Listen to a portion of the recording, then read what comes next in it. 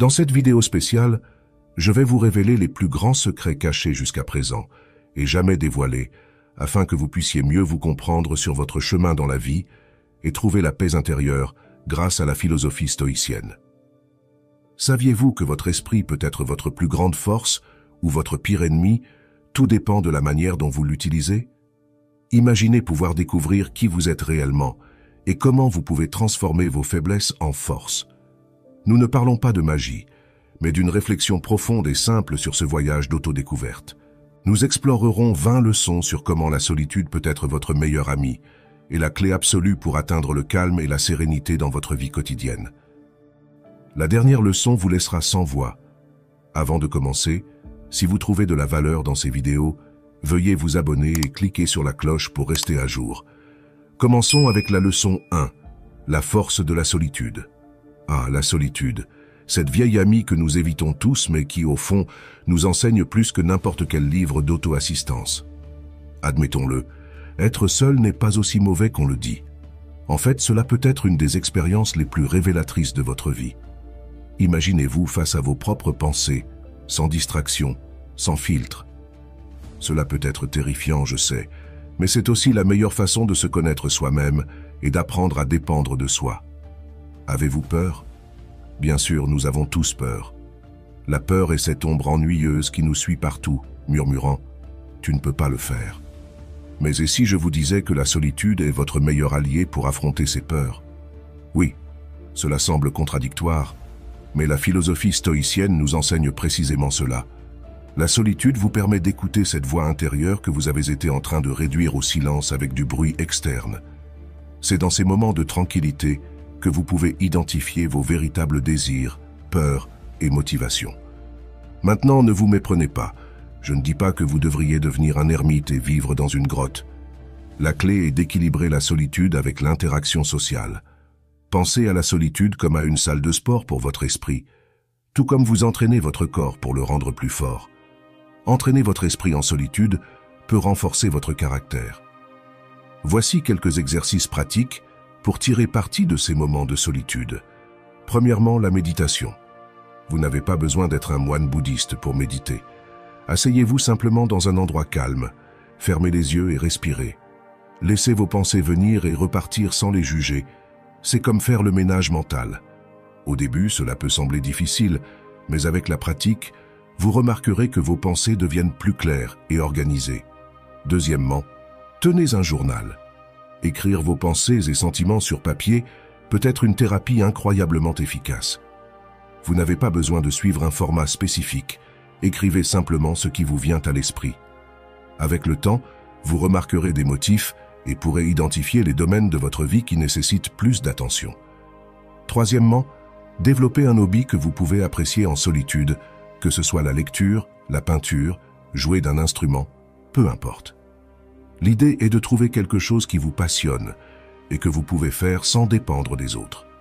Cela ne vous gardera pas seulement occupé, mais vous donnera aussi un sentiment de réalisation et de satisfaction personnelle. Enfin, n'oubliez pas que la solitude est un choix, pas une condamnation. Vous pouvez choisir de voir la solitude comme une opportunité de croître et de vous développer, ou comme un châtiment. La décision vous appartient.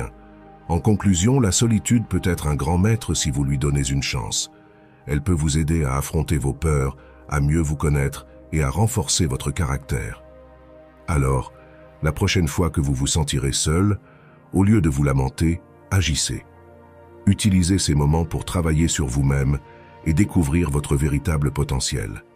Rappelez-vous, la solitude ne vous définit pas, mais la façon dont vous l'utilisez, oui.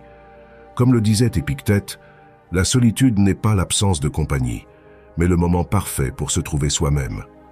Leçon 2. Trouvez la magie dans vos peurs. La magie réside dans ce que vous évitez. Oui, sérieusement. Ce dont vous avez peur de faire est précisément ce dont vous avez le plus besoin. Vous avez peur du rejet? Parfait, parce que cela signifie que cela vous importe. Et si cela vous importe, c'est important. Ne parcourez pas la vie en annonçant vos plans à tout le monde. Faites-le et laissez vos actions parler pour vous. Parce que soyons honnêtes, un poisson qui n'ouvre pas la bouche n'est pas pêché. Combien de fois avez-vous arrêté de faire quelque chose par peur? Peur d'échouer, d'être jugé, de ne pas être à la hauteur.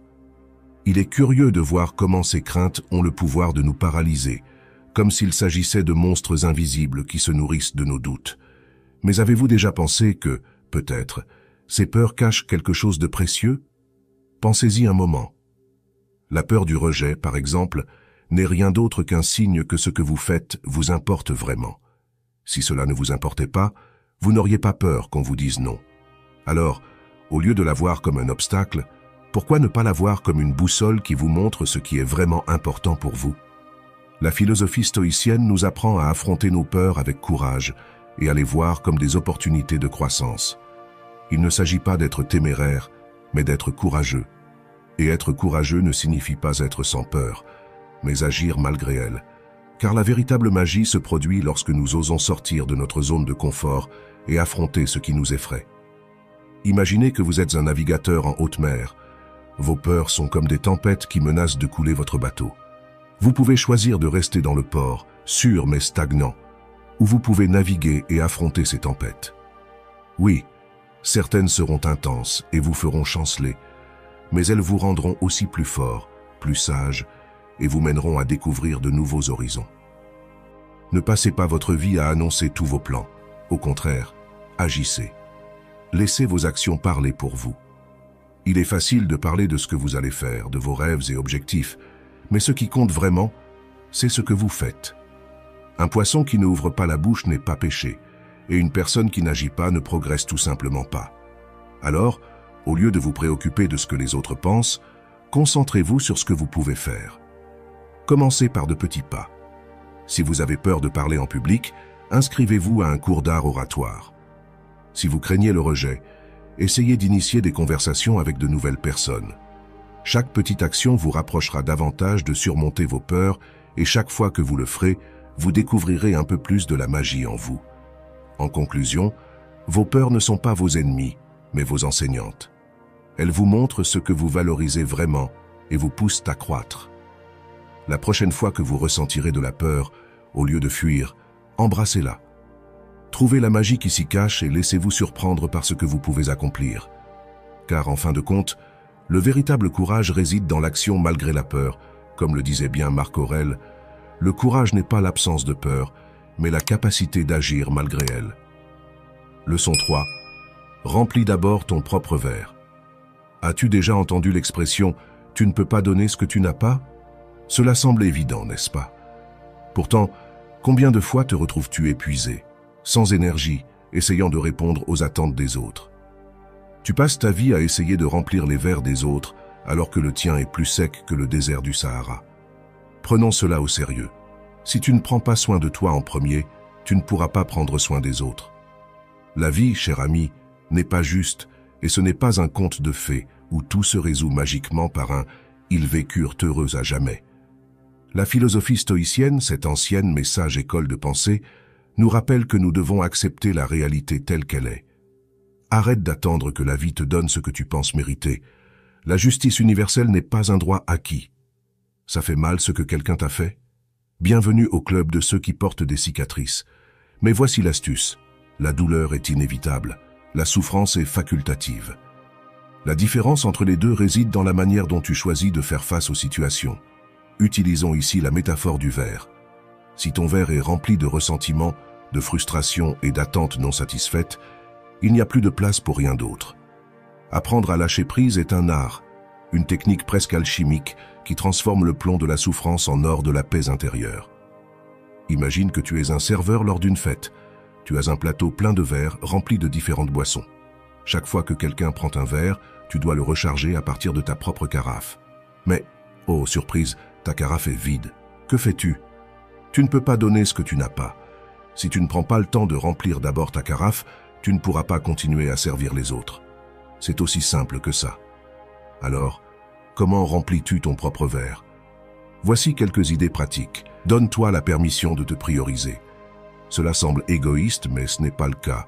C'est nécessaire. Établis des limites saines. Apprends à dire non sans te sentir coupable. Consacre du temps à des activités qui te rechargent. Lis un bon livre. Fais une promenade. Pratique un sport. Médite. Chaque petit geste d'auto-soin est une goutte qui remplit ton verre. La prochaine fois que quelqu'un te demande quelque chose et que tu sens que tu ne peux plus, rappelle-toi, mon verre d'abord. Non pas parce que tu es plus important que les autres, mais parce que tu sais que tu ne peux donner le meilleur de toi-même que lorsque tu es bien. En conclusion, prends soin de toi comme tu prendrais soin d'un ami cher. Remplis ton verre avec amour, patience et soin. La vie ne sera peut-être pas juste ou facile, mais cela ne signifie pas que tu dois porter tout le poids du monde. La philosophie stoïcienne nous enseigne à accepter la réalité, à lâcher ce que nous ne pouvons pas changer et à se prioriser. Ce n'est pas de l'égoïsme, mais de la sagesse. Comme le disait Sénèque, la vie te donnera ce dont tu as besoin, pas ce que tu veux. Souviens-toi, tu ne peux pas donner ce que tu n'as pas. Remplis d'abord ton verre.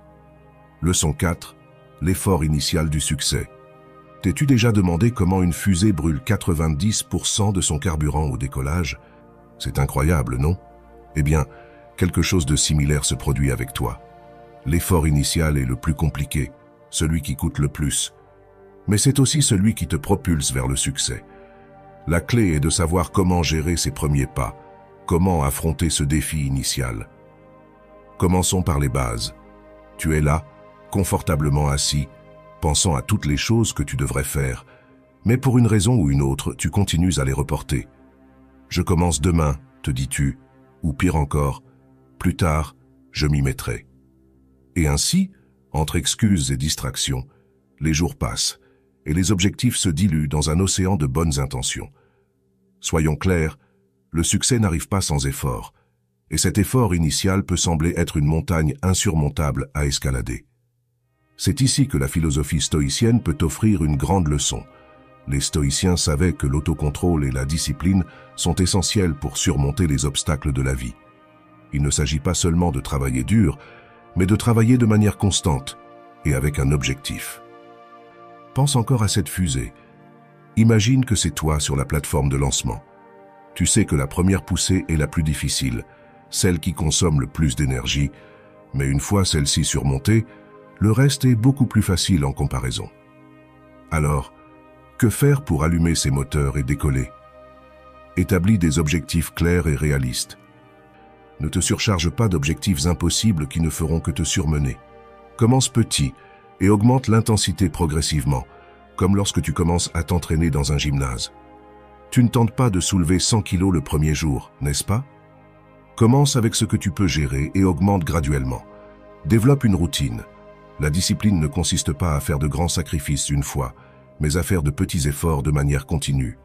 Une routine quotidienne t'aide à automatiser l'effort, le transformant en une habitude qui, avec le temps, nécessite moins d'énergie mentale. Lève-toi à la même heure, consacre un temps fixe à travailler sur tes projets et reste fidèle à cela. Évite les distractions. De nos jours, il est facile de se perdre dans les réseaux sociaux, les vidéos de chats et les séries interminables. Crée un environnement propice à la concentration. Désactive les notifications, établis des horaires sans interruption et concentre-toi sur une tâche à la fois. Rappelez-vous que les excuses sont faciles, mais la discipline te prépare pour l'avenir. Enfin, n'aie pas peur de l'échec. Chaque tentative ratée est une leçon apprise. Chaque erreur te rapproche de ton objectif, à condition que tu sois prête à apprendre d'eux. La résilience est l'une des armes les plus puissantes de ton arsenal. En conclusion, le chemin vers le succès est plein de défis, surtout au début. Mais si tu t'armes de discipline et de constance, tu verras que cet effort initial est le carburant dont tu as besoin pour atteindre tes objectifs. Souviens-toi, le voyage le plus long commence par un seul pas. Alors arrête de procrastiner et commence à travailler sur ce qui compte vraiment. Leçon 5. Ne sacrifie pas ta progression. T'es-tu déjà retrouvé à jongler pour rendre tout le monde heureux, essayant de plaire à tous? Essayer de plaire à tout le monde, c'est comme essayer d'attraper le vent avec tes mains. C'est impossible et épuisant. Ne sacrifie pas ta progression pour plaire à quelqu'un d'autre. Voici un conseil. Les gens auront toujours quelque chose à dire, alors fais ce qui te rend heureux. Tu te soucies de ce que les autres pensent? Arrête de le faire. C'est comme remplir une baignoire sans bouchon. Tu n'atteindras jamais une satisfaction complète. La seule opinion qui compte vraiment, c'est la tienne. Oui, tu as bien entendu, la tienne. Imagine que tu es un jardinier prenant soin d'un arbre fruitier. Tu pourrais passer la journée à écouter les critiques des passants, suggérant que l'arbre devrait pousser plus vite, qu'il devrait offrir plus d'ombre, ou que ses fruits devraient être plus sucrés. Mais à la fin de la journée, c'est toi qui sais quel effort tu as consacré, combien tu as arrosé et pris soin de cet arbre. Ne laisse pas les voix extérieures te faire douter de ton travail, et surtout de ta progression.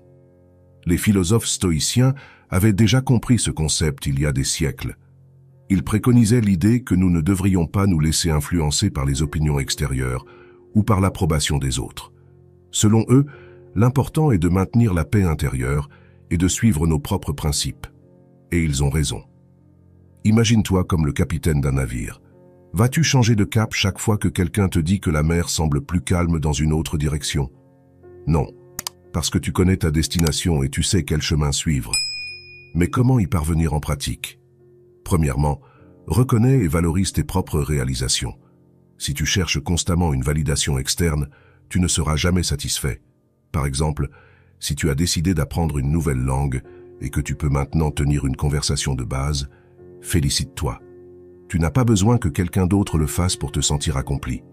Deuxièmement, établis tes propres objectifs et priorités. Il est facile de se perdre dans les attentes des autres et d'oublier ce que nous voulons vraiment. Si ton objectif est de courir un marathon, concentre-toi sur ton entraînement et ta progression, et non sur les commentaires de ceux qui pensent que c'est une perte de temps. La vie est trop courte pour être gaspillée à essayer de plaire à tout le monde.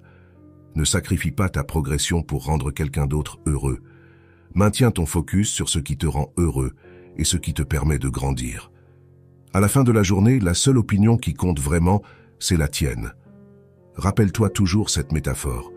Tu es le sculpteur de ta propre vie et tu ne peux pas laisser les autres manier le ciseau. Comme le disait Sénèque, ne sacrifie pas ta progression pour l'approbation des autres. La seule validation dont tu as besoin est la tienne. Leçon 6. Vis pour toi, pas pour les autres. As-tu déjà senti que ta vie ne t'appartenait pas, que tes actions et décisions étaient plus influencées par les attentes et les opinions des autres que par tes propres désirs? Si c'est le cas, tu n'es pas seul. Beaucoup de gens passent leur vie à essayer de plaire aux autres, que ce soit à la famille, aux amis, aux collègues de travail, ou même aux inconnus sur les réseaux sociaux. Mais que se passerait-il si tu commençais à vivre pour toi-même et non pour les autres? Imagine que tu es le protagoniste de ton propre film. Personne d'autre n'a le scénario, seulement toi. Alors pourquoi laisser les autres diriger ton histoire? La philosophie stoïcienne, pratiquée par d'anciens penseurs comme Sénèque et Marc Aurèle, nous enseigne à nous concentrer sur ce que nous pouvons contrôler et à ignorer ce qui ne l'est pas. Et l'une des choses les plus importantes que nous pouvons contrôler, c'est comment nous vivons notre vie. La clé est d'agir et non de révéler. Cela peut sembler un peu mystérieux, mais pense-y. Combien de fois as-tu partagé un plan ou un rêve seulement pour recevoir des commentaires négatifs? C'est impossible. Tu n'as pas ce qu'il faut. Pourquoi te donner la peine? Les gens qui te disent que tu ne peux pas réaliser quelque chose projettent souvent leurs propres peurs et insécurités. Ils ont peur que tu réussisses, parce qu'en le faisant, tu leur rappellerais qu'ils n'ont pas osé essayer. Alors, au lieu de chercher leur approbation, garde tes plans pour toi. Travaille en silence et laisse tes succès parler pour toi. Un bon exemple est le bambou japonais. Cet arbre met des années à pousser sous terre avant de sortir à la surface, mais une fois qu'il le fait, il grandit rapidement et de manière impressionnante. Tu devrais faire de même. Travaille sur tes rêves en silence, sans la nécessité de valider tes efforts devant les autres. Lorsque tu finiras par émerger, ta croissance sera évidente pour tous. Une autre chose importante est ce que tu penses de toi-même. Si ton estime de soi dépend de ce que les autres pensent, tu seras constamment à la merci de leurs opinions. Au lieu de cela, cultive une relation solide avec toi-même. Connais-toi, comprends tes forces et tes faiblesses, et sois ton propre critique et admirateur. Tu n'as pas besoin que quelqu'un d'autre te dise ce que tu peux ou ne peux pas faire. Tu es le meilleur juge de tes capacités. Pour conclure, souviens-toi que la vie est courte et que le temps est une ressource non renouvelable. Ne le gaspille pas en essayant d'être ce que les autres veulent que tu sois. Vis pour toi. Cherche ton propre bonheur et ta propre satisfaction. Les gens auront toujours quelque chose à dire, mais en fin de compte, c'est toi qui vis avec les conséquences de tes décisions. Alors, la prochaine fois que tu ressens la pression de te conformer aux attentes des autres, respire profondément et souviens-toi que ta vie t'appartient et que seul toi as le pouvoir de décider comment la vivre. Les opinions des autres sont des miroirs brisés qui déforment l'image de ton véritable moi et tu es prêt à vivre pour toi. Leçon 7. Les 3 étapes de la vie. T'es-tu déjà arrêté pour penser aux étapes de ta vie? Non? Alors, faisons-le ensemble. Imagine que ta vie est comme une pièce de théâtre en 3 actes. Dans le premier acte, tu passes les 20 premières années de ta vie plongée dans une préoccupation constante de ce que les autres pensent de toi. Le second acte est une rébellion. Les 20 années suivantes, tu te convaincs que l'opinion des autres ne t'importe absolument pas. Et dans le troisième acte, les 20 dernières années, tu comprends finalement que personne n'était vraiment aussi préoccupé par toi que tu le pensais. Curieux, n'est-ce pas? Nous commençons ce voyage vital obsédé par être accepté et apprécié par les autres. Durant l'adolescence et la jeunesse, chaque regard et chaque commentaire nous affecte comme s'il s'agissait d'un jugement final. Portes-tu les vêtements appropriés? As-tu les amis corrects? Es-tu suffisamment cool? C'est un stress continu, comme si tu vivais dans une vitrine où tout le monde t'observe et te juge. Mais sais-tu quoi? Il est probable qu'ils soient aussi préoccupés par ce que tu penses d'eux qu'ils ne remarquent pas vraiment ce que tu fais. Et ainsi nous arrivons au deuxième acte. Tu plantes tes pieds et décides que ce que les autres pensent ne t'importe plus. Liberté, ou du moins c'est ce que tu dis. Mais le ressens-tu vraiment? Tu te retrouves à répéter encore et encore « Je me fiche de ce que les gens pensent de moi » comme un mantra stoïque. Cependant, si tu as besoin de le dire si souvent, peut-être n'es-tu pas si convaincu. C'est une phase d'affirmation de soi où tu luttes pour te détacher des attentes des autres et pour forger ta propre identité. Mais attention, ce n'est pas toujours aussi facile qu'il y paraît. Parfois, cette rébellion n'est qu'un masque derrière lequel nous cachons notre peur d'être jugés. Puis nous arrivons au troisième acte, une sorte d'épiphanie. Tu réalises que pendant tout ce temps, alors que tu t'inquiétais et ensuite prétendais ne pas t'en soucier, les autres n'étaient pas aussi attentifs à toi que tu le pensais. Chacun était en fait préoccupé par ses propres batailles. C'est comme découvrir que la scène sur laquelle tu pensais agir sous les projecteurs était en réalité vide. C'est libérateur et un peu triste en même temps, n'est-ce pas? Tu te rends compte que tu aurais pu vivre plus librement, sans tant de liens mentaux.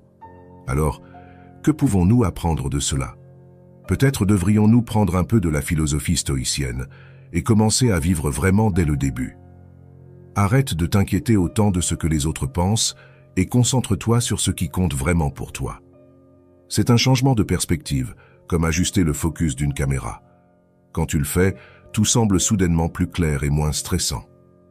En fin de compte, la vie est trop courte pour être vécue en fonction des attentes des autres.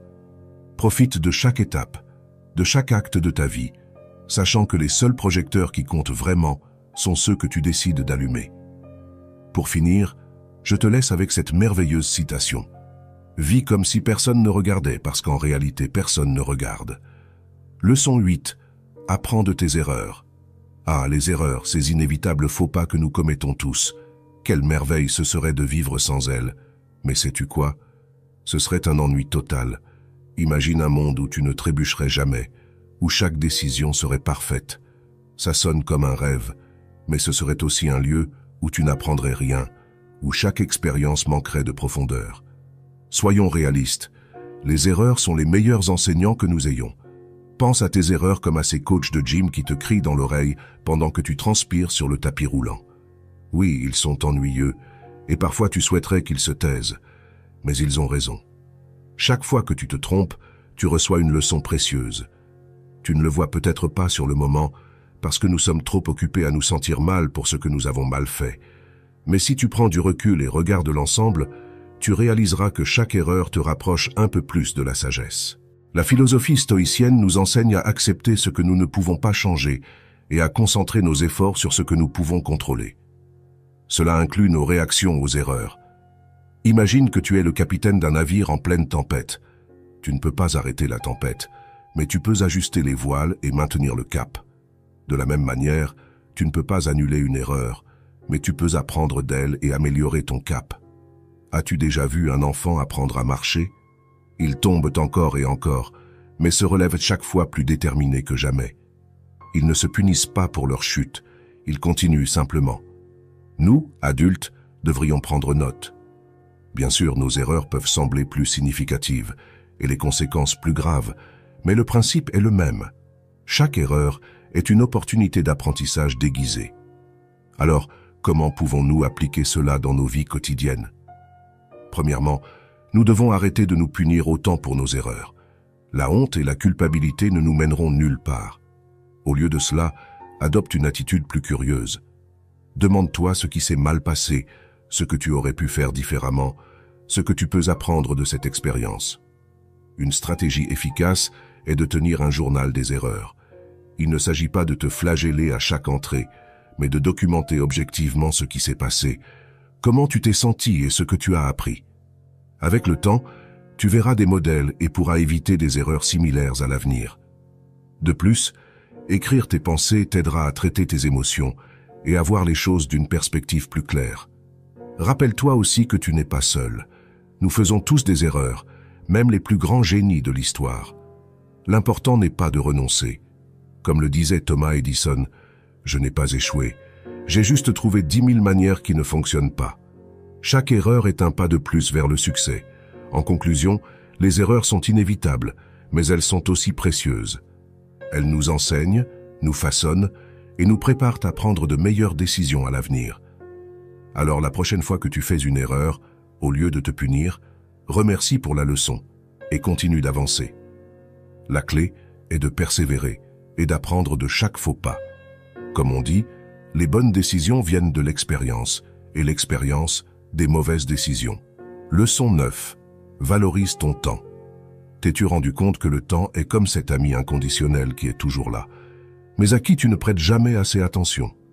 Oui, cet ami qui te offre 24 heures chaque jour sans rien demander en retour. Et pourtant, toi, comme tant d'autres, continues à donner tes précieuses minutes à des choses qui ne te mènent nulle part. Il est temps d'ouvrir les yeux et d'apprendre à valoriser ton temps avant qu'il ne te glisse entre les doigts. Soyons honnêtes, la vie est courte, elle n'attend pas. La vie est absurdement courte. Si tu ne valorises pas ton temps, personne d'autre ne le fera. C'est comme avoir une montre en or et l'utiliser pour marteler des clous. Cela semble ridicule, n'est-ce pas? Eh bien, c'est tout aussi ridicule de gaspiller ton temps en choses triviales. La première leçon stoïcienne que tu devrais adopter est d'apprendre à dire non. Ah, ce petit mot magique qui peut te sauver de 1001 maux de tête. Non, je ne peux pas t'aider avec ce projet qui ne m'intéresse pas. Non, je n'ai pas le temps pour cette réunion qui aurait pu être un courriel. Non, je ne veux pas perdre mon samedi à regarder cette série qui ne m'apporte rien. Prioriser est un autre art que tu dois maîtriser. Voici une métaphore. Imagine que tu as un bocal vide et plusieurs pierres de différentes tailles. Les grosses pierres représentent les choses vraiment importantes dans ta vie, comme ta famille, tes amis proches, tes passions. Les petites pierres sont des tâches moins importantes, mais qui doivent quand même être faites. Et puis il y a les grains de sable qui symbolisent toutes ces petites choses qui consomment ton temps, comme les réseaux sociaux ou les potins. Si tu remplis d'abord le bocal avec les grains de sable, il n'y aura pas de place pour les grosses pierres. Cependant, si tu commences avec les grosses pierres et ajoutes ensuite les petites, le bocal se remplira de manière plus efficace et tu auras encore de la place pour quelques grains de sable. Alors, que mets-tu en premier dans ton bocal? La philosophie stoïcienne nous enseigne que nous devons nous concentrer sur ce que nous pouvons contrôler et arrêter de nous inquiéter pour ce que nous ne pouvons pas. Cela se traduit parfaitement dans la façon dont nous gérons notre temps. Tu peux contrôler les activités dans lesquelles tu décides d'investir ton temps. Concentre-toi sur ce qui compte vraiment et tu verras comment ta vie commence à s'aligner avec tes véritables désirs et objectifs. Alors, quelle est la conclusion de tout cela? C'est simple, arrête de gaspiller ton temps. Apprends à dire non avec assurance, priorise ce qui est vraiment important et concentre-toi sur tes objectifs. La vie est trop courte pour la gaspiller en choses qui ne te mènent nulle part. Ne laisse pas les autres dicter comment tu dois investir ton temps. Prends les rênes et avance avec détermination. Souviens-toi toujours de cette citation d'Épictète. Le temps est la ressource la plus précieuse que tu possèdes. Utilise-la sagement ou quelqu'un d'autre le fera à ta place. Maintenant, va et fais en sorte que chaque minute compte. Leçon 10. Prends le contrôle de ton destin. As-tu déjà senti que l'univers conspire contre toi, que la vie semble déterminée à te lancer des pierres au lieu de fleurs? Eh bien, laisse-moi te dire quelque chose.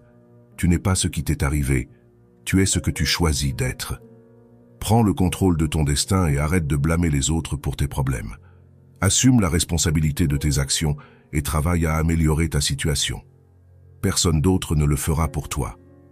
Le problème, c'est que nous vivons dans une société qui nous a appris à chercher des coupables plutôt que des solutions.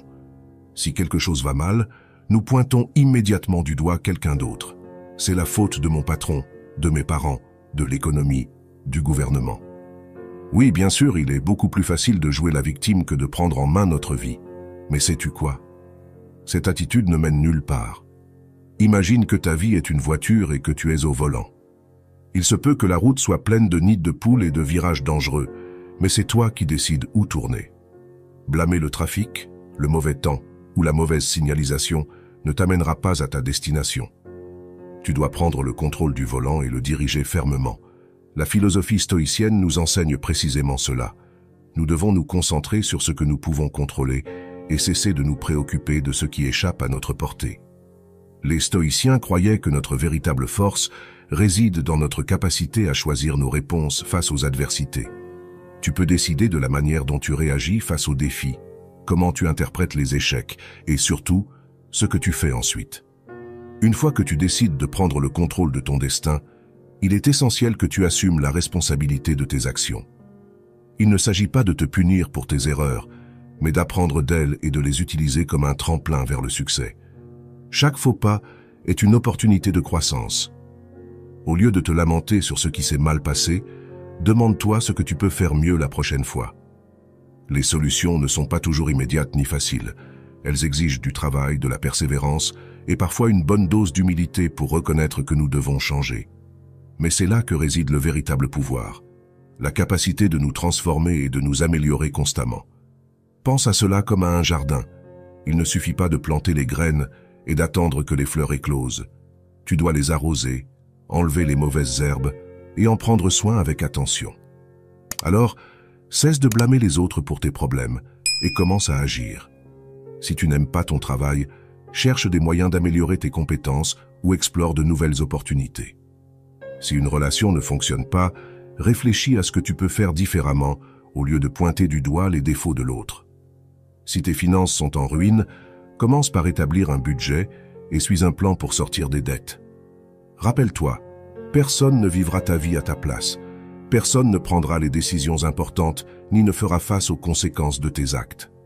C'est ta tâche et ton pouvoir, et plus tôt tu l'accepteras, plus vite tu pourras diriger ta vie vers la destination que tu désires. Comme le disait Marc Aurèle, le destin n'est pas une question de chance, mais de choix. Alors prends les rênes et commence à écrire ta propre histoire. Avant de continuer, si tu apprécies cette vidéo, je t'invite à montrer ton soutien en aimant et en t'abonnant à la chaîne. N'oublie pas d'activer les notifications pour rester informé des nouveautés. Si tu aimes nos vidéos autant que nous aimons les créer, écris dans les commentaires « Je me priorise ». Leçon 11. Découvre et sois heureux avec toi-même. As-tu déjà senti que la vie est comme un labyrinthe où chaque tournant te mène à une nouvelle et déconcertante version de toi-même? Ne t'inquiète pas, tu n'es pas seul.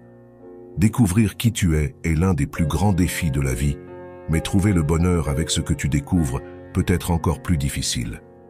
Plongeons ensemble dans cette aventure, avec une touche de philosophie stoïcienne pour l'assaisonner.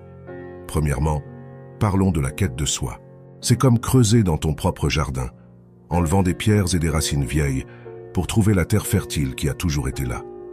Découvrir qui tu es vraiment n'est pas une tâche qui se complète en un jour.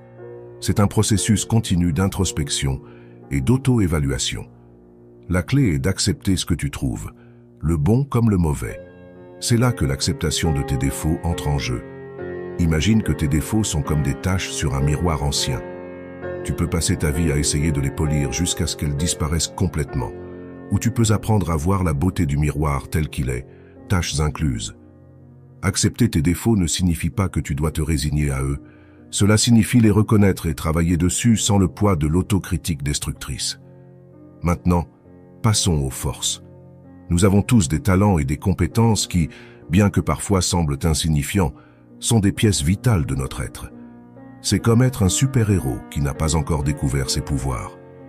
Travailler sur tes forces améliore non seulement ton estime de soi, mais te permet aussi de contribuer de manière plus efficace à ton environnement.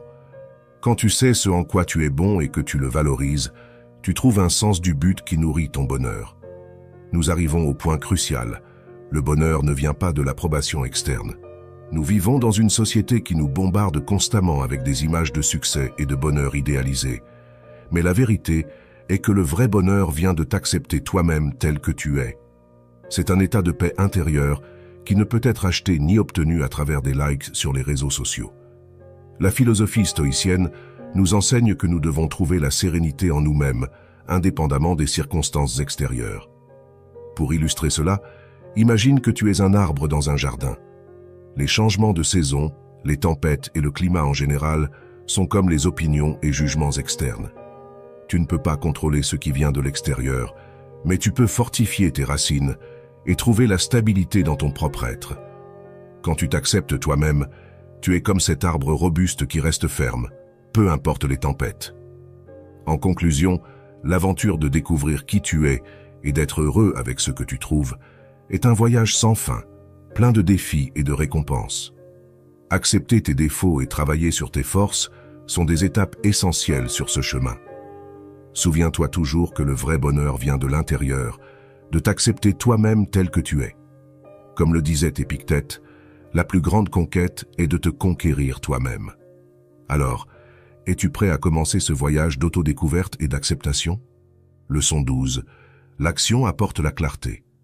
Te retrouves-tu parfois pris dans le filet de la pensée, tournant en rond encore et encore, espérant qu'une idée brillante t'éclaire? Mais sais-tu quoi? La clarté ne vient pas de la pensée, mais de l'action.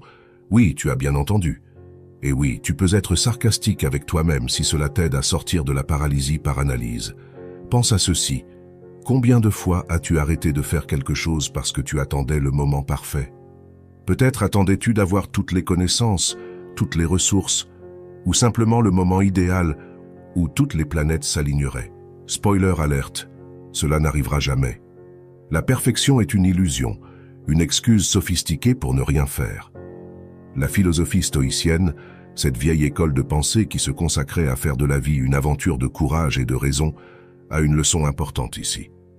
Les stoïciens ne s'asseyaient pas à attendre que l'univers leur envoie un signe. Non, ils agissaient avec ce qu'ils avaient dans le moment présent, sans se soucier trop de ce qu'ils ne pouvaient pas contrôler. Et il s'avère que c'est une excellente stratégie pour dissiper le brouillard mental. Imagine que tu es sur un bateau en pleine tempête. Restes-tu immobile, attendant que la mer se calme miraculeusement? Non, tu commences à ramer. Peut-être qu'au début, tu te sens perdu, mais avec chaque coup de rame, avec chaque mouvement, la direction se clarifie. Ainsi fonctionne la vie. L'action apporte la clarté. La vérité est que l'action ne t'aide pas seulement à trouver ton chemin, elle te libère aussi de cette voix interne ennuyeuse qui dit toujours « et si ?» Ce « et si » est un saboteur professionnel. Il te maintient pris dans une boucle interminable de doutes et de peurs. Mais dès que tu fais le premier pas, cette voix devient plus faible. Chaque pas que tu fais est comme un bâillon à cette petite voix irritante. Que peux-tu faire alors? Voici une stratégie simple mais puissante. Commence petit. Tu n'as pas besoin de conquérir le monde d'un seul coup. Fais le premier pas, aussi insignifiant soit-il. Si tu veux écrire un livre, ne pense pas aux 300 pages que tu dois remplir. Commence par une page. Si tu veux commencer à faire de l'exercice, ne t'inscris pas à un triathlon. Sors marcher 10 minutes. L'action apporte la clarté parce que chaque petit pas te montre plus de ce dont tu es capable et te mène au suivant. C'est comme nettoyer une fenêtre sale.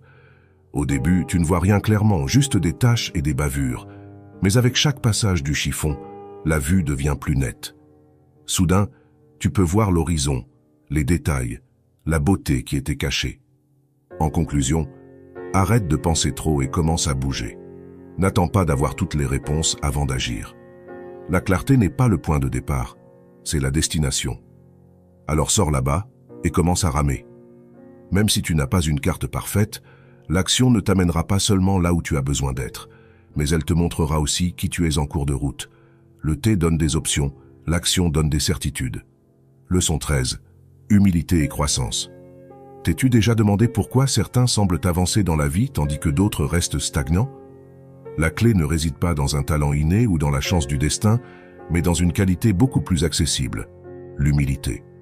L'humilité, cette vertu souvent sous-estimée, est le fondement sur lequel se construit la véritable croissance personnelle. Imagine un instant que la vie est comme un vaste océan. Naviguer sur ces eaux nécessite un bon capitaine, mais surtout la capacité de reconnaître quand tu as perdu ton chemin. Admettre que tu t'es égaré ne fait pas de toi un mauvais capitaine. Au contraire, cela te rend meilleur, plus sage et plus expérimenté. Ainsi fonctionne l'humilité.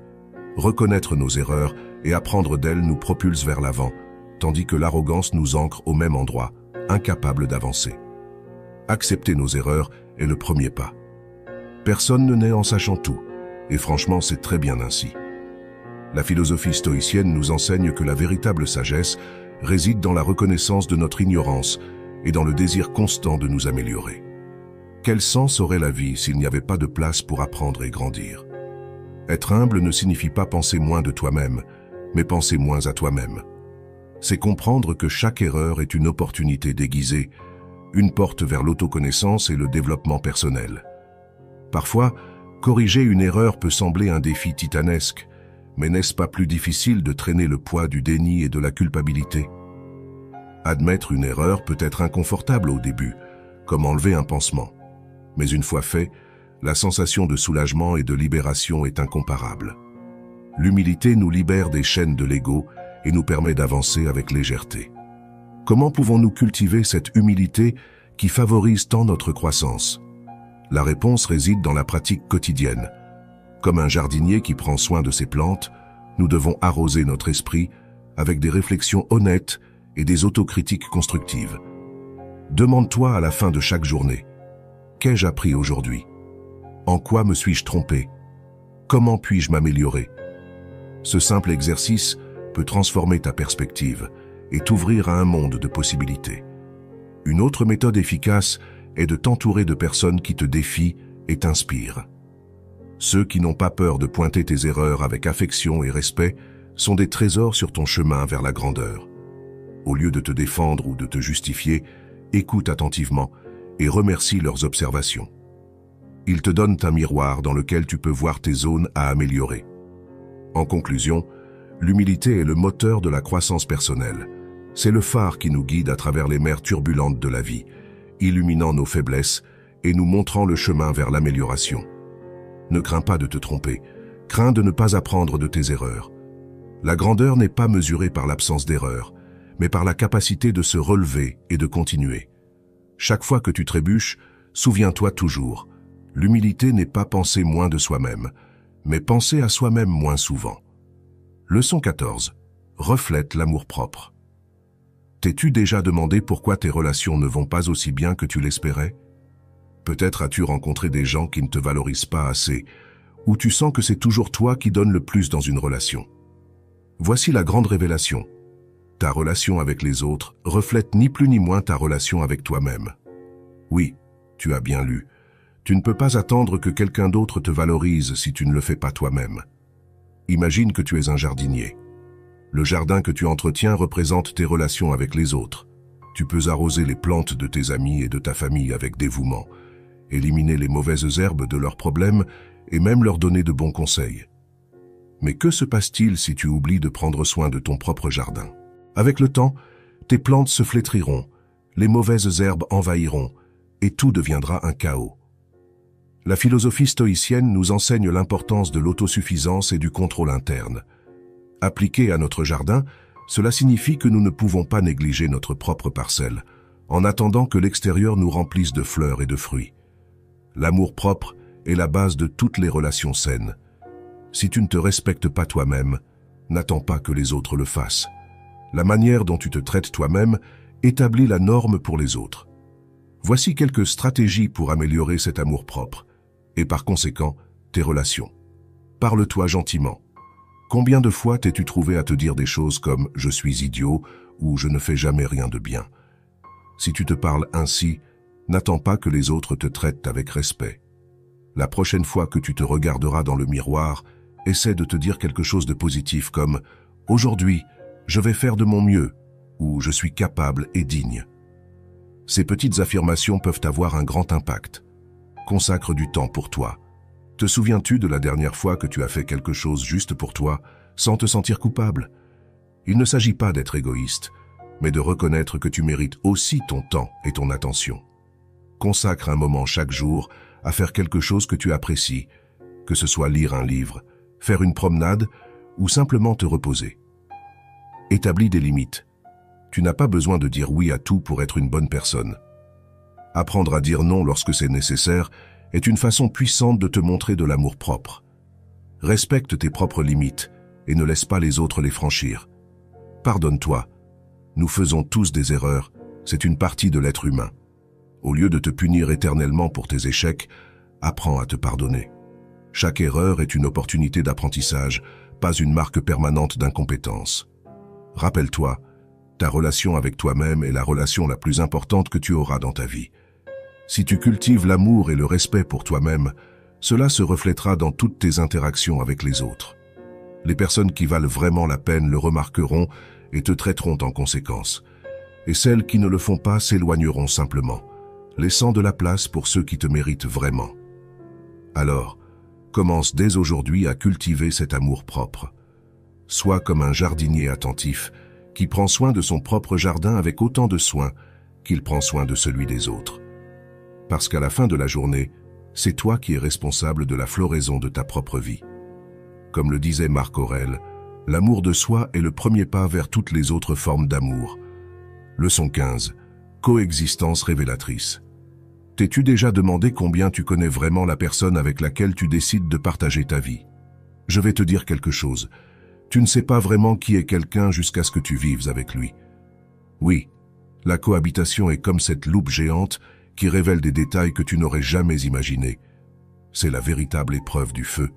Mais ne t'inquiète pas, car bien que parfois tu découvres des choses que tu aurais préféré ne pas savoir, c'est aussi une opportunité de renforcer la relation, à condition de savoir comment la gérer au quotidien. Chaque petite habitude et manie se révèle. Cette habitude de laisser les vêtements traîner partout dans la maison ou le volume auquel il aime mettre la télévision. Ce n'est que lorsque tu partages un toit que tu réalises l'ampleur de ces détails. C'est un peu comme déballer une valise pleine de surprises, certaines agréables et d'autres, moins agréables. Ici, la philosophie stoïcienne entre en jeu, cette merveilleuse école de pensée qui nous invite à accepter ce que nous ne pouvons pas changer et à travailler sur ce qui est en notre pouvoir. La cohabitation, plus qu'un défi, est une opportunité en or pour l'autoconnaissance et la compréhension mutuelle. Imagine que tu navigues sur un bateau. Toi et ton partenaire êtes les capitaines. Si l'un ne sait pas comment manipuler le gouvernail et l'autre ne comprend rien aux voiles, vous allez heurter la première tempête. Mais si vous prenez le temps d'apprendre ensemble, de comprendre les forces et les faiblesses de l'autre, vous pourrez naviguer sur n'importe quelle mer, peu importe combien elle est tempétueuse. Une bonne stratégie pour une cohabitation saine est la communication ouverte et sincère. Ce n'est pas seulement parler pour parler, il s'agit d'exprimer tes sentiments et tes préoccupations sans craindre d'être jugé. Si quelque chose te dérange, dis-le, mais dis-le avec respect. L'idée est de construire, pas de détruire. Si tu vois que ton compagnon laisse toujours les plats sales dans l'évier, au lieu d'exploser, essaie d'aborder le sujet de manière constructive. Tu pourrais dire quelque chose comme « J'ai remarqué que tu laisses souvent les plats dans l'évier, et cela me stresse. Pourrions-nous trouver une solution ensemble ?» Une autre clé est la patience. Vivre avec quelqu'un signifie s'adapter, et cela ne se fait pas du jour au lendemain. C'est un processus qui nécessite du temps et des efforts des deux côtés. Ici, ta capacité à rester calme et à être flexible fera toute la différence. Comme le disaient les stoïciens, tu ne peux pas contrôler les actions des autres, mais tu peux contrôler ta réaction à ces actions. Ainsi, au lieu de te fâcher parce que ton compagnon laisse la lunette des toilettes levée, pense à comment tu peux aborder la situation de manière efficace et calme. En conclusion, la cohabitation est un voyage révélateur. Elle te confronte à la réalité d'une manière que peu d'autres expériences peuvent le faire. Mais avec de la communication, de la patience et un soupçon de philosophie stoïcienne, il est possible de surmonter n'importe quel obstacle. Souviens-toi, La clé est de travailler ensemble et d'accepter que vous êtes tous les deux des êtres imparfaits apprenant à vivre sous le même toit. Cohabiter n'est pas seulement partager un espace, c'est apprendre à naviguer ensemble dans la même direction. Leçon 16. Accepte les absences.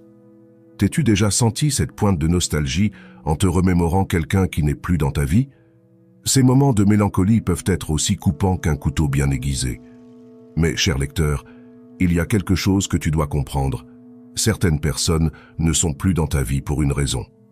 Accepte leur absence et avance. C'est un principe que les stoïciens connaissaient très bien et qui est l'un des piliers de la philosophie stoïcienne. Imagine que les relations sont comme une bibliothèque. Chaque livre représente une personne dans ta vie. Certains livres sont épais, remplis d'aventures qui s'étendent sur des années. D'autres sont fins, juste quelques chapitres, mais tout aussi importants. De temps en temps, tu dois remettre certains livres sur l'étagère et accepter que leur histoire avec toi soit terminée. Toutes les relations ne sont pas destinées à durer éternellement, et c'est bien ainsi. Il est tentant de s'accrocher aux vieux livres, à ces relations qui étaient significatives à un moment donné. Mais que se passe-t-il lorsque tu essaies de retenir quelque chose qui ne te sert plus? C'est comme essayer d'utiliser un vieux parapluie cassé dans une tempête. Cela ne fonctionne tout simplement pas, et tu finis plus trempé et frustré qu'avant. Apprendre de chaque expérience signifie exactement cela. Apprendre et non stagner dans le passé. Accepter l'absence de quelqu'un dans ta vie n'est pas une tâche facile. C'est l'une de ces leçons de vie qui semblent simples en théorie, mais sont difficiles à appliquer. Voici quelques réflexions pour t'aider sur ce chemin. Reconnais tes sentiments.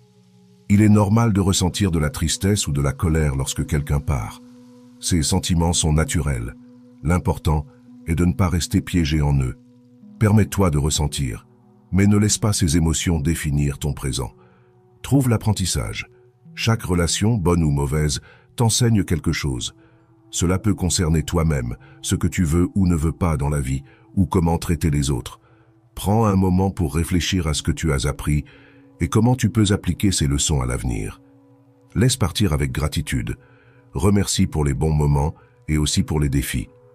Les deux t'ont façonné et t'ont aidé à grandir.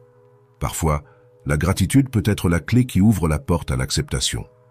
Crée de nouveaux espaces. La vie est un flux constant de personnes et d'expériences. En laissant partir ce qui ne te sert plus, tu fais de la place pour de nouvelles connexions et opportunités. Imagine ta vie comme un jardin. Certaines fleurs se fanent et tombent, permettant à d'autres de germer et de fleurir. Accepter les absences est un acte d'amour-propre et de croissance personnelle. Tout comme un jardinier qui taille les branches mortes pour donner de la force aux nouvelles, tu peux aussi nourrir ta vie en éliminant ce qui ne t'apporte plus. Et souviens-toi, la philosophie stoïcienne nous enseigne à nous concentrer sur ce que nous pouvons contrôler et à accepter avec sérénité ce que nous ne pouvons pas. Ainsi, même si dire au revoir à quelqu'un peut être douloureux, c'est aussi une occasion d'embrasser le changement et la croissance. Certaines personnes sont des chapitres, pas des livres entiers dans notre vie. Continue d'avancer, accepte avec gratitude et garde ton regard tourné vers l'horizon. La vie a toujours de nouvelles histoires à te raconter. Il suffit d'être prêt à ouvrir de nouveaux livres. Leçon 17. Ne perds pas ce que tu n'as jamais eu. Alors, au lieu de te lamenter sur ce qui n'a pas été, il est temps de te concentrer sur ce qui peut être. La vie, mon ami, est comme une bibliothèque infinie. Parfois, tu restes à fixer un livre que tu n'as jamais lu, imaginant les merveilles qu'il pourrait contenir. Mais à quoi cela sert-il si, au final, tu ne prends pas un autre livre et commences à lire? Il est facile de tomber dans le piège de la nostalgie pour les opportunités perdues, mais cela te maintient seulement bloqué dans un chapitre qui n'a même pas été écrit. La philosophie stoïcienne souligne l'importance de se concentrer sur ce qui est sous notre contrôle et de laisser aller ce qui ne l'est pas. Te souviens-tu de cette fois où tu n'as pas accepté un travail parce que tu pensais ne pas être assez bon, ou de cette relation que tu n'as jamais commencée parce que tu avais peur qu'elle ne fonctionne pas? Ces moments ne sont pas des échecs. Ils sont simplement des pages non écrites de ton livre personnel. Au lieu de rester paralysé par le « et si », utilise cette énergie pour créer de nouvelles opportunités. Imagine que la vie est comme un verger. Tu ne peux pas pleurer sur une graine que tu n'as jamais plantée. Mais tu peux commencer à semer aujourd'hui. Si tu aimes la musique, apprends à jouer d'un instrument. Si tu es passionné par l'écriture, commence un blog. Les possibilités sont infinies, et à ta portée, tu as juste besoin de passer à l'action.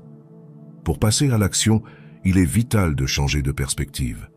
Au lieu de voir une porte fermée comme la fin, considère-la comme un signal pour chercher une autre porte, ou mieux encore, pour construire la tienne. Voici où entre en jeu le pouvoir de la résilience. La résilience n'est pas seulement sur résister aux tempêtes, mais aussi sur apprendre à danser sous la pluie. Parce que oui, la vie te donne toujours une seconde chance, il te suffit d'être prêt à la saisir. Ce n'est pas une question de chance mais de persévérance. Et je ne parle pas d'une persévérance aveugle et obstinée, mais d'une qui apprend de chaque obstacle, qui comprend que chaque non est une opportunité pour un oui dans un autre endroit. Comme lorsque qu'une rivière rencontre un rocher et ne s'arrête pas, mais trouve un nouveau chemin. À la fin de la journée, la clé est dans l'action. Tu ne peux pas changer le passé, mais tu peux façonner l'avenir avec chaque décision que tu prends aujourd'hui. Chaque petit pas compte, et aucune décision n'est trop insignifiante quand il s'agit de progresser vers tes objectifs. La prochaine fois que tu sentiras que tu as perdu une opportunité, rappelle-toi que c'est juste une excuse pour en créer une nouvelle. En résumé, ne perds pas de temps sur ce que tu n'as jamais eu. Utilise cette énergie pour ouvrir de nouvelles portes, planter de nouvelles graines et écrire de nouveaux chapitres dans ta vie. Parce qu'au final, il ne s'agit pas de ce qui aurait pu être, mais de ce que tu es prêt à faire avec ce que tu as aujourd'hui. Comme disait Épictète, tu ne peux pas changer le vent, mais tu peux ajuster les voiles. Leçon 18. Attente et réalité. T'est-il déjà arrivé d'espérer quelque chose d'incroyable et de te retrouver confronté à une réalité décevante? Bien sûr, cela arrive à tout le monde. Les attentes sont comme ces miroirs magiques qui montrent toujours ce que nous voulons voir. Mais la réalité ne correspond jamais à ce que nous imaginons.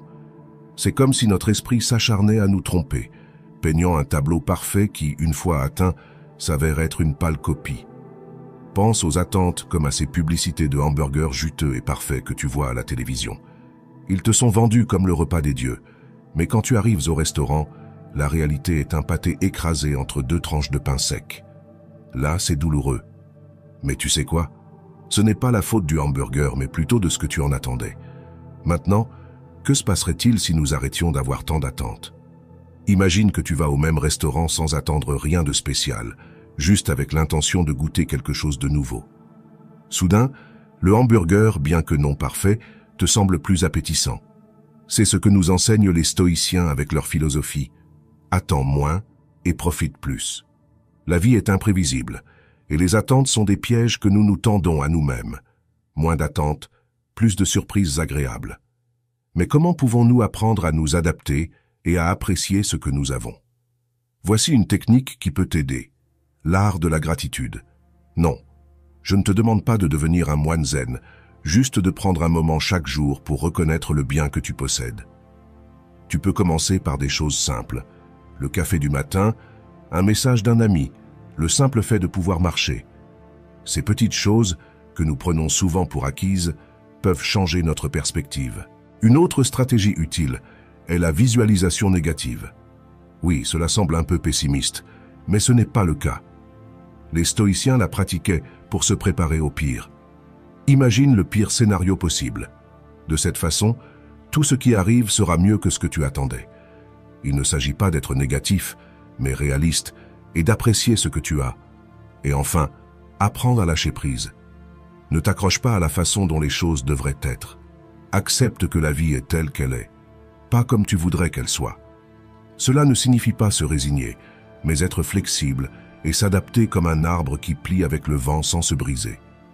La vie correspond rarement à ce que nous imaginons. Ainsi, apprendre à couler avec elle et les attentes sont les principales sources de nos déceptions.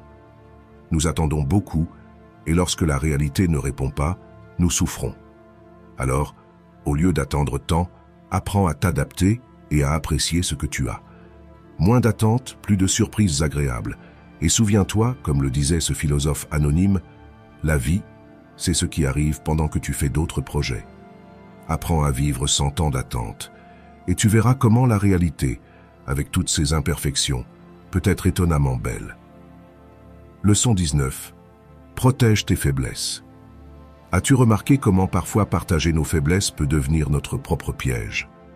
Il n'est pas rare que dans un moment de vulnérabilité, nous décidions de faire confiance à quelqu'un et finissions par réaliser que toutes les personnes ne méritent pas cette confiance. Non, il ne s'agit pas d'être paranoïaque ou méfiant, mais plutôt d'être intelligent et de nous protéger émotionnellement. Comme le dirait un stoïcien, la vraie sagesse est de savoir à qui confier tes secrets. Imagine un instant que ta confiance est comme un trésor. Tu ne vas pas distribuer ton diamant le plus précieux à n'importe qui, n'est-ce pas? Eh bien, de la même manière, tu ne devrais pas partager tes faiblesses avec tout le monde. Dans ce monde, tous n'ont pas de bonnes intentions, et certains attendent juste une opportunité pour utiliser tes vulnérabilités contre toi. C'est une leçon dure mais nécessaire. Parfois, les gens peuvent sembler dignes de confiance, affichant un masque de bonté et de compréhension. Cependant, comme un caméléon, ils changent de couleur pour s'adapter à tes besoins, juste pour obtenir quelque chose de toi plus tard. Dans ces cas, faire confiance à la mauvaise personne peut être plus dangereux que de ne faire confiance à personne. Alors, comment protégeons-nous nos faiblesses sans devenir des êtres méfiants et isolés? La clé est dans le discernement, un art que l'on peut apprendre et perfectionner. D'abord, écoute ton intuition. Souvent, cette voix intérieure qui te dit que quelque chose ne va pas à raison. Ne l'ignore pas. Il est aussi important d'observer les actions des personnes plus que leurs mots. Quelqu'un peut te promettre la lune, mais si ces actions ne correspondent pas, c'est un signal d'alerte. La cohérence entre ce qui est dit et ce qui est fait est un bon indicateur de fiabilité. De plus, avant d'ouvrir ton cœur, fais de petits tests de confiance. Partage quelque chose de peu significatif et observe comment l'autre personne gère cette information. Si elle la respecte et la garde, c'est un bon signe qu'elle peut être digne de confiance. Si ce n'est pas le cas, tu sais que ce n'est pas quelqu'un en qui tu peux avoir confiance plus profondément. Protéger tes faiblesses n'est pas un signe de méfiance absolue, mais d'intelligence émotionnelle. Il s'agit de savoir que tout le monde n'a pas les mêmes intentions et que c'est ta responsabilité de prendre soin de toi-même. Cela ne signifie pas que tu dois vivre dans un état d'alerte constant, mais que tu dois être sélectif et sage quant à qui tu confies tes moments les plus vulnérables. Souviens-toi, la philosophie stoïcienne nous enseigne à accepter ce que nous ne pouvons pas changer et à avoir le courage de changer ce que nous pouvons. Et tu peux décider à qui tu confies tes faiblesses. Ce n'est pas être méfiant, c'est être intelligent. Comme le dit Sénèque, ne confie pas tes faiblesses à celui qui n'a pas démontré qu'il mérite ta confiance, car ta vulnérabilité est un trésor que seuls quelques-uns savent apprécier. Ainsi, la prochaine fois que tu ressens le besoin de partager quelque chose de personnel, réfléchis-y à 2 fois. La sagesse n'est pas dans la quantité de personnes en qui tu as confiance, mais dans la qualité de ces personnes. Leçon 20. Maintiens tes standards. Soyons honnêtes. Combien de fois as-tu baissé la tête et accepté quelque chose que tu ne méritais pas, juste pour éviter un conflit? C'est comme si tu étais dans un magasin de vêtements. Tu vois une veste que tu adores, mais au lieu de l'acheter, tu finis par prendre une paire de chaussettes parce qu'elles sont moins chères. Cela n'a aucun sens, n'est-ce pas? Eh bien, c'est ainsi que nous gérons souvent nos relations et nos attentes dans la vie. Il est crucial de maintenir tes standards. Je ne dis pas que tu dois devenir un dictateur exigeant, mais tu dois avoir une idée claire de ce que tu mérites et ne pas accepter moins. La philosophie stoïcienne, cette ancienne et sage enseignance, nous rappelle que nous ne pouvons pas contrôler ce que les autres font, mais bien comment nous réagissons. Les stoïciens nous invitent à nous concentrer sur ce qui est sous notre contrôle, nos actions, nos décisions, nos standards. Lorsque tu permets à d'autres de te maltraiter, tu leur dis essentiellement que cela est acceptable. C'est comme inviter quelqu'un chez toi et le laisser mettre les pieds sur la table sans rien dire. Après un temps, non seulement ils se sentent à l'aise de le faire, mais ils commencent à penser que c'est la norme chez toi. Alors, comment maintenir tes standards sans paraître hautain? Pense à cela comme si tu étais le directeur d'un film et que ta vie en est le scénario. Tu dois sélectionner les acteurs appropriés et t'assurer que chacun joue bien son rôle. Si quelqu'un ne suit pas le script ou gâche les scènes, c'est ta responsabilité de faire des ajustements.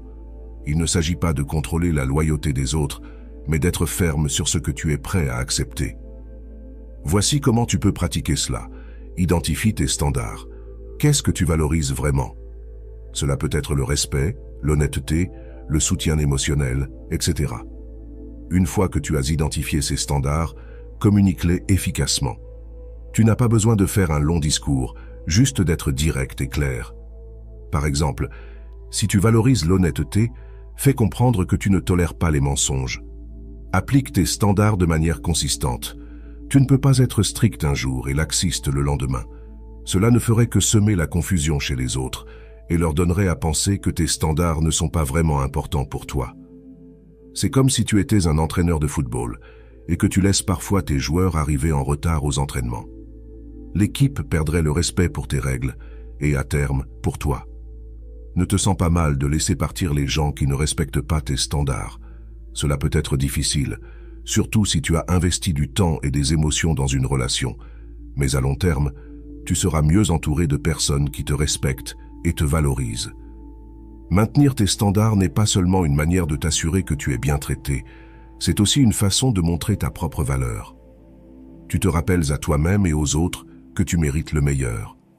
Alors, la prochaine fois que quelqu'un essaie de mettre les pieds sur la table chez toi, rappelle-lui que chez toi, cela n'est pas permis. Si tu as suivi cette leçon jusqu'au bout, partage dans les commentaires comment tu as conquis toi-même. Je suis impatient de connaître tes réussites. S'il te plaît, abonne-toi, active les notifications et laisse un commentaire pour que YouTube sache que ces vidéos sont utiles pour toi. Je t'invite à regarder les 2 vidéos les plus récentes que tu trouveras recommandées ici. Je te remercie sincèrement pour ton temps et ton soutien. On se retrouve dans la prochaine aventure.